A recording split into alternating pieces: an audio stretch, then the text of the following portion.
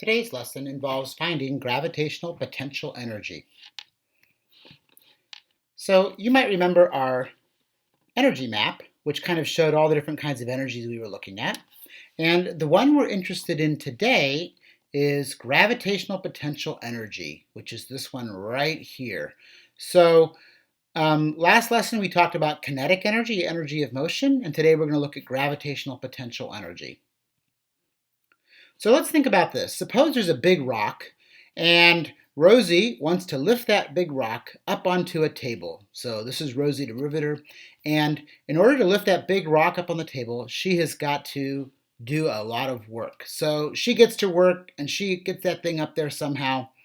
And so now, here's the thing. Rosie has done some work. She has transferred some energy from her muscles to the rock. She had to eat a good breakfast, she had to work really hard, and now the rock has some energy because it's up on the table that it didn't have when it was on the ground. That energy came from Rosie. So we call the transfer of energy work. So we would say Rosie did some work. She ate a good breakfast, and the chemical energy from her food powered her muscles, and her muscles transferred the energy to the rock. Okay, so we say that that energy that used to be in Rosie, in the chemicals stored in her body, that energy is now stored in the rock because of its position above the ground. We call this gravitational potential energy. So gravitational potential energy is the energy an object has because it is above the ground, and gravity can, at some later time, pull it down. Okay? So what does gravitational energy depend on? Well, we have to do work to get it up there, and the more work we have to do to get it up there, the more energy it has. So it sort of makes sense that how much energy it has is related to how much work it takes to get it up there. So it probably wouldn't surprise you to know that it takes more work to get a heavy ball up on a table than it does to get a light ball. And so the heavy ball has more energy. It can do more work if it were to roll off the table. It could splash more water out, for example. So how much energy it has depends on its mass. It also depends on its height, how high above the ground it is. If this table was twice as tall and that ball rolled off, it would do more work. It could make the ball move faster when it gets to the bottom. It could splash more water out. It could just do a lot more things. So how high the table is matters. And lastly, it depends on the strength of gravity.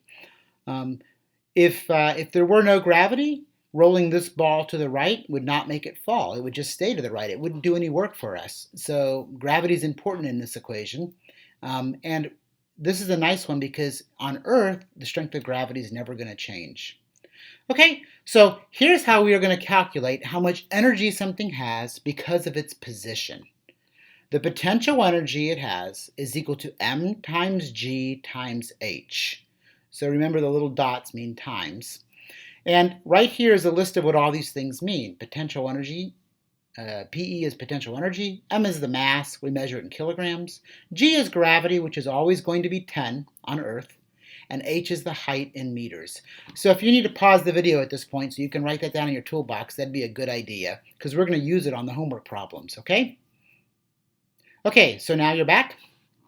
Let's solve an example problem now with this so we can see how it all works and how we can calculate the potential energy.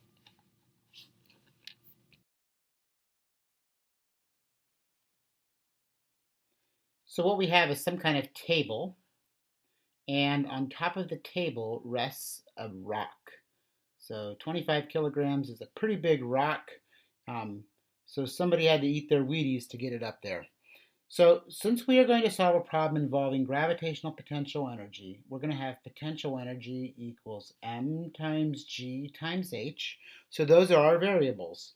So we're going to have potential energy, we're going to have mass, we're going to have g, and we're going to have h. And the freebie here is g. On Earth, it's always 10 meters per second per second. So that's not going to change unless we go to another planet, which we probably won't get to this year.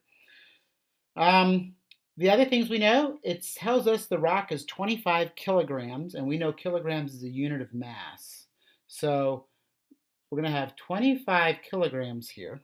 And it tells us the table is 2 meters tall. So that's the height of the table. That's going to be 2 meters. So our plan is going to be to use this equation. And we don't really need to solve it for anything because we're trying to find PE. So we're going to say to find the potential energy. That's our plan. So now let's plug it in. We have the potential energy equals the mass, which is 25, G, which is 10, and H, which is 2. And maybe we could even do this one in our head, but if not, you can get your calculator. Take 25 times 10, that's 250. 250 times 2 makes 500, and since it's an energy, it has to be measured in joules.